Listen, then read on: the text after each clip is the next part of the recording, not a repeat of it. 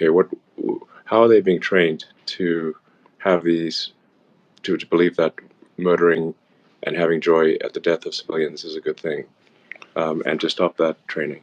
Well, I think you hit the nail on the head, because we have first a mission to destroy Hamas. Nothing's going to stop that, because if you want peace, destroy Hamas. If you want security, destroy Hamas. If you want a better life for the Palestinians in Gaza who've been hijacked by Hamas, destroy Hamas. All of that is a precursor to the question that you asked. You first have to get rid of the poisonous regime, as you did in Germany, as you did in Japan, in World War II. These were two. There's no choice. There's no choice. So that's a prerequisite. Yes. There's no choice. But then look at what happened.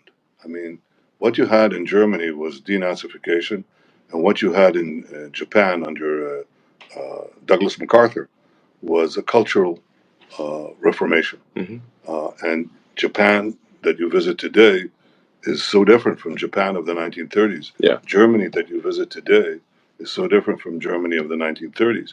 Well, is that possible in the Arab world? And I categorically say, of course it is, because we've seen it already in two places. We've seen it in the Gulf states, and we see that when you visit Dubai or when you visit Abu Dhabi or when you visit Bahrain, you see something entirely different. Sure.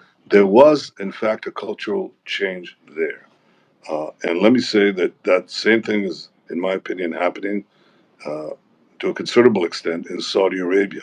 The de-radicalization of these Muslim countries, these Arab countries, some of it already took place, some of it is taking place. Yeah. But there's another country with a substantial Arab minority where that is already taken place, and that's called Israel. Yeah. 20% of our citizens are Arabs, most of them Muslim. Right. They serve on, in high places in the academy, in the Supreme Court, in the Knesset, and so on. And I'm not saying that there isn't some radicalism there, but mostly there isn't. Right. And in fact, they're integrated into the society.